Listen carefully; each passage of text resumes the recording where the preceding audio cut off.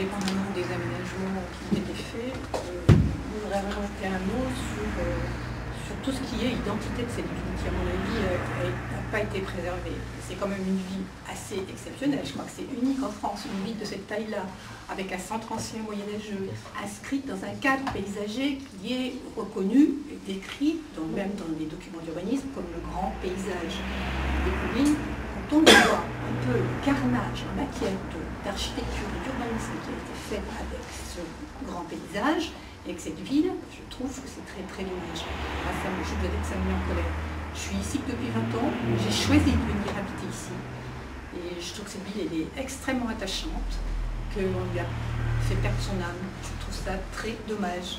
Ce qui a été nouvellement fait n'améliore pas les choses. Quand je vois, moi, Porte-Neuve, je suis désolée, quand je vois Axe 85, quand je jette un coup d'œil sur la colline de Saint-Claude, quand je vois même quelque part Roure depuis le bas, je trouve que tout ça, c'est absolument pas réussi. Il n'y a pas de respect de l'identité de cette ville. Donc, une des choses que j'aimerais qu'on fasse, c'est recenser tout ce qui est patrimoine, bâti, paysager, de façon exhaustive, de façon à ce qu'on arrête de tout détruire.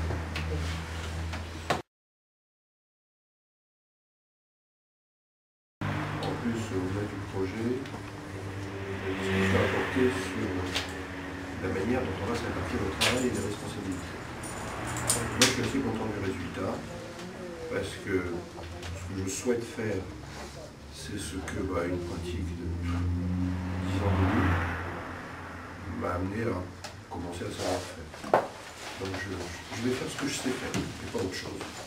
Voilà. Les rapports avec les collectivités territoriales de premier rang, ça m'intéresse. Je fais un travail qui m'intéresse beaucoup au Conseil général. Je pense qu'il faut de bons rapports avec le Conseil général. Je crois en avoir de bons. Ça va des résultats sur le canton, pas à pleurer. C'est dépensé par rapport à d'autres cantons très marqués à droite. Je trouve que ça fonctionne bien.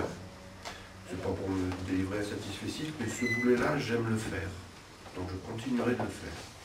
Les rapports avec les communes environnantes, il y en a au moins 2 avec lesquels j'ai des rapports réguliers, c'est Frigoma et la Renquette. Je ne pense pas avoir d'énormes problèmes avec mon Sartou. Donc voilà, travail sur la communauté d'agglomération, ça m'intéresse. Je crois qu'on ne pourra pas mener cette campagne sans parler de la communauté d'agglomération. Ça a été un très très gros sujet, très lourd, très dur sur cette mandature. Il faut faire des propositions sur cette communauté d'agglomération.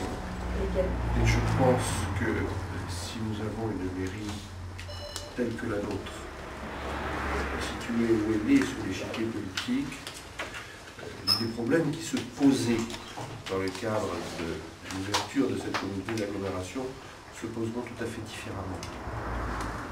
Voilà, je pense qu'il faut essayer d'avoir, il faut faire les choses dans l'ordre et sans précipitation. Je crois qu'il faut faire les choses lentement, tranquillement, discuter avec les communes qui nous sont proches. Je crois qu'on a voulu défendre une identité de moyen pays, c'est avec le moyen pays qu'il faut discuter. Mais il faut discuter. Il ne faut pas dire on va ouvrir, agrandir, élargir au forceps. Il faut travailler avec les maires qui sont autour de nous, qui jusqu'à présent ont eu peur du gouffre financier de la ville de Grasse, et commencer à travailler par le biais des syndicats intercommunaux qui existent, par exemple le syndicat des déchets, Civades. Il y a un président de Civades qui sera peut-être plus président la prochaine fois, mais moi je m'entends très bien avec Maxime Coulet. On fait un boulot remarquable au Conseil général sur le problème des déchets. Et bien là, ce sont des lieux de rencontre où on peut commencer à essayer de bâtir une vision de la communauté d'agglomération et surtout du pays de Grasse. Une vision un petit peu différente. Il y a certaines communes qui ont eu peur du gouffre financier, mais il y en a d'autres aussi qui ont bien voulu se rapprocher et qui se sont fait entourer. Oui, mais c'est ce que je vous ai dit. On a essayé de faire au forceps. On a essayé de faire au forceps avec des idées politiciennes de derrière la tête. Je crois que c'est parfaitement clair. Je crois qu'avec une orientation politique de la ville de Grasse qui sera différente, ces idées de derrière la tête seront peut-être exemptes des volontés de rapprochement. D'autre part, il ne faut pas aller vite. Jean-Pierre Leleu a voulu procéder à la hussarde. Il faudra procéder de manière tranquille. déterminé mais tranquille et en utilisant les instruments qui existent déjà, de manière à créer peu à peu des rapprochements qui concerneront le moyen pays par le biais de structures qui existent déjà, où on peut déjà commencer à collaborer et entamer des dialogues. D'autre part, nous avons une très grosse communauté d'agglomération à côté de nous. Il faut discuter aussi avec cette communauté d'agglomération. Jusqu'à présent, on a le sentiment qu'il y a un mur.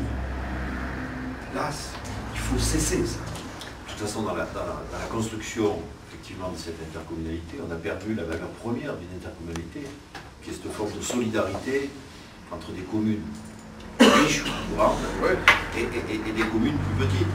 Ça a été construit, comme tu dis, sur la base d'un accord ou d'une volonté ou d'un désir d'avoir un certain pouvoir, plutôt que de réellement construire quelque chose sur cette base de partage, de solidarité. Donc il y aura un travail. Le problème, c'est que ça va être un travail long. Il va falloir, comme tu dis, être patient, parce qu'il y a beaucoup de dégâts qui ont été faits. Là, il va falloir un gros travail, parce que l'agglo, on en parle peu aujourd'hui, elle est là, et il va falloir faire avec, et de plus en plus. On ne peut pas rester petit et morcelé comme on l'est. Ne serait-ce que pour des raisons départementales.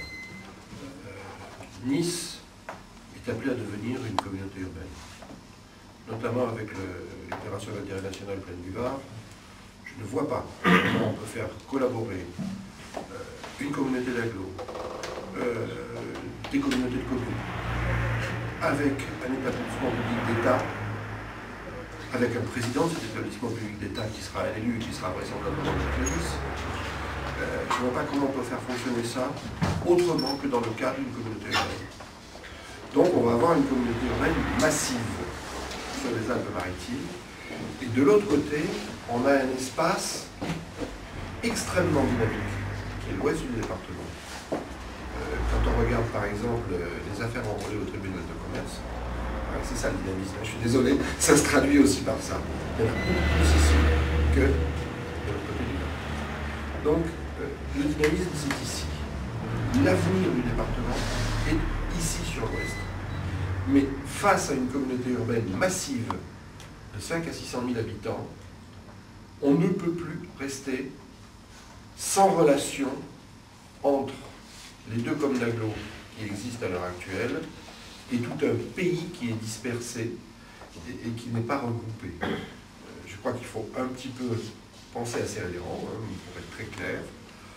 Ça doit commencer par une démarche de pays, ça doit commencer par un travail sur les outils communs qu'on a, les syndicats intercommunaux, et ça doit commencer par des échanges entre les deux communes d'agglo existantes. Voilà. Ce travail-là est vital pour l'ouest du département, si nous ne voulons pas devenir la banlieue de Nice. Pas question qu'on devienne la banlieue de Nice.